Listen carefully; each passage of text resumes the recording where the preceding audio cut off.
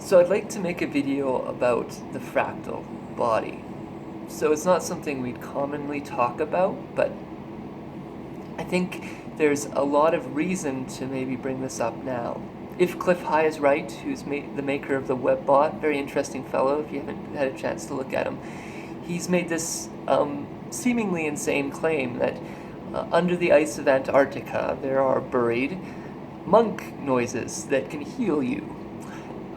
So I'm not going to say that that is the case or isn't the case, but I'd like to nevertheless make an argument about how potentially our body is indeed very much has fractal orientations to it, and that, by understanding that, we might be able to go some distance in creating new healing patterns that would never be thought possible.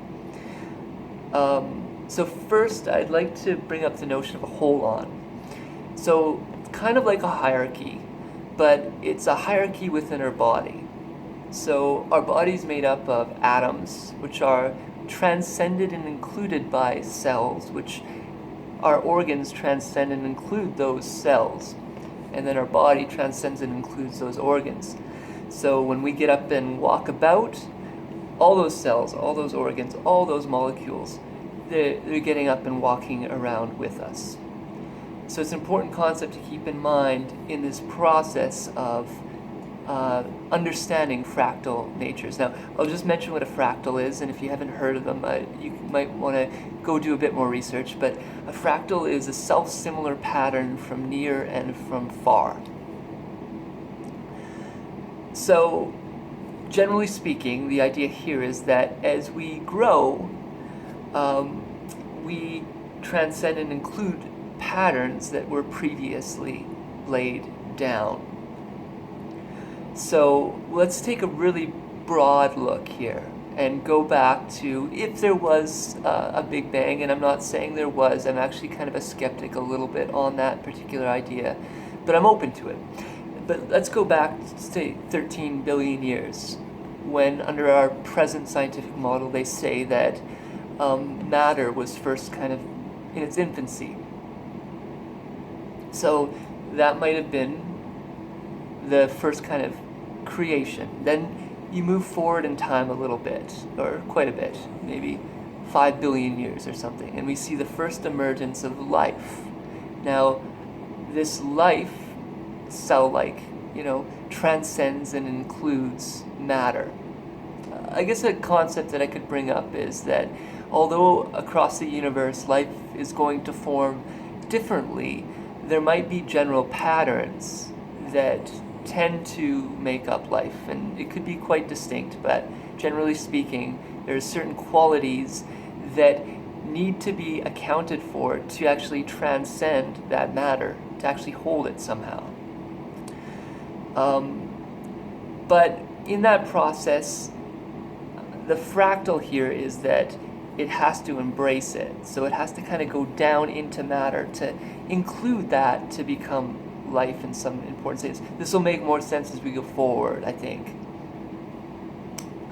On the planet Earth, this is the only real example that we have that we know of. We have, early life, and then we start to get into something called the reptilian brainstem. So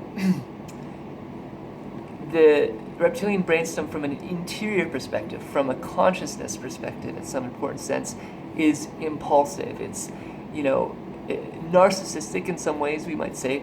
It's responsive to environmental cues and acts for its own will to survive. Thus, in certain circumstances, it will eat its young to survive if needed, and so forth. So very little what we would consider kind of a moral quality to it, which we might see in the next stage, and I'm going to come back to this fractal pattern after, with mammals. So mammals have, minimally speaking, sort of a reptilian brainstem and a limbic system, maybe a small amount of neocortex, but very limited. So this limbic system, you don't see it in birds, birds are very similar to the reptiles, but a little different, kind of transitionary, and we can look at a dog and they have, you can argue, a fairly strong moral sense.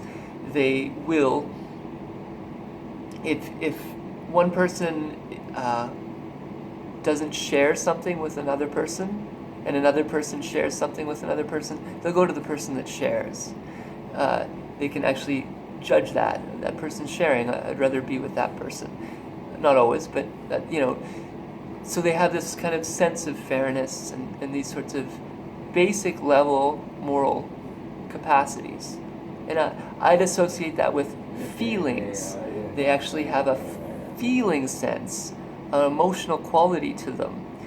Good reason to think, that's why, in part, we consider them man's best friend in some sense. There's also, and this is going to get back to the fractal pattern, although many beings at least have a sleeping element, and I think this actually might go all the way down, there's more of a deep sense of REM sleep within mammals. So they actually have this period of rapid eye movement where indeed they are remembering their past. And the reptile, much more focused on their present world, hence being more narcissistic because they don't have much of a sense of the past or the future. They are focused very much on the now. Humans have this capacity for waking, dreaming, and deep sleep.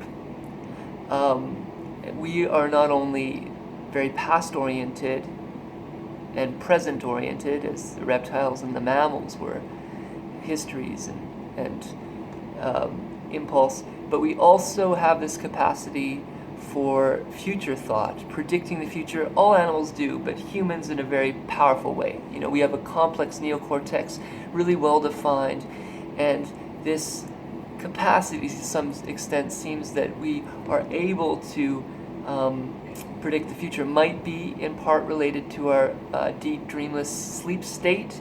That's a harder argument to make. If you look in, say, the Eastern traditions, there's this notion of the causal element of the human mind, which they often link to the human neocortex in some important sense, which is in other ways related to deep dreamless sleep state, or in a meditative situation, a causal kind of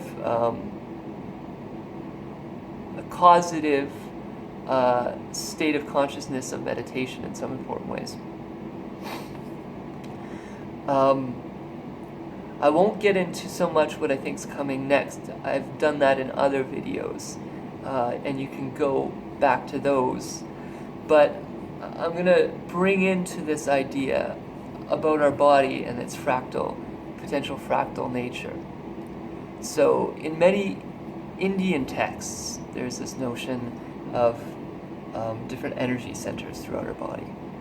So down at our groin, our stomach, our solar plexus, our heart, our throat, our forehead.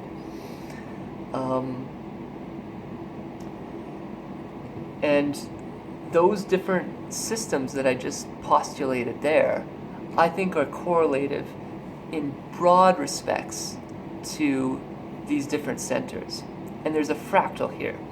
So the first two, our groin and our stomach, would be, in many respects, if this fractal pattern actually holds, be related to matter and vital life.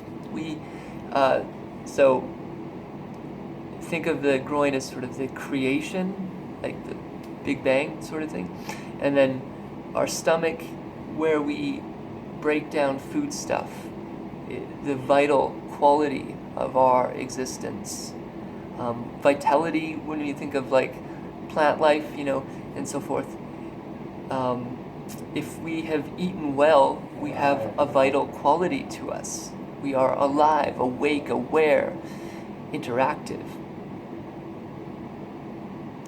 The solar plexus is often associated with the will. This is where I would say we could kind of consider our core as consolidating this body in some important sense. it's a harder concept to grasp. But if you think about, say, a reptile, where I'm saying this fractal pattern is co-arranged, then that reptile has a fractal parallel here, although we're more complex than the reptile. Its primary focus then is on its willfulness. It's become a will, even though it's very simple. It's willful. Our heart here would be a fractal parallel, therefore, to the mammals. The idea here is a little bit more complicated, and I think,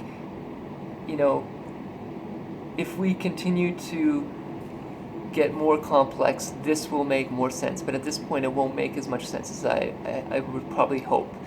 But we live in an energetic space that that we share. It's like an energetic, connective ground in which we share. Our heart is the most electromagnetic element of our body. Our brain is second to that, but our heart the most. Some interesting work done by Heart Math here. And in this electromagnetic soup, we connect with others through the pulsing of our heart. And that you can actually, if and when our hearts are in rhythm, there's a deeper connection formed between people. We see this, however woo-woo this sort of sounds, I suppose. It is an intuitive concept for a lot of people, in that they'll say, "Oh, the energy's good here," and I think it's generally the electromagnetic space we're holding between each other is one in which we're in communion. We're commonly, our hearts are beating together in essence. But anyways, to fractal, let's push this back a bit. With mammals and their ability to have a limbic system, they can coordinate that a bit, and they can share space with other of similar kind. And the idea is, as we grow, our common bond grows to not only be part of local humans, blood type, sex or creed, but also all humans, and then all animals. We make space for all beings to some extent at some point, potentially. So humans, I'm making the argument, the fractal pattern here, even though we have a complex neocortex, I'm suggesting our primary focus here is our throat, our ability to speak into existence. We are, unlike most other animals, really able to complexify others by communication. Our ability to transmute our minds through new structures of thought and tool making with our hands. So we communicate ideas, then we build things.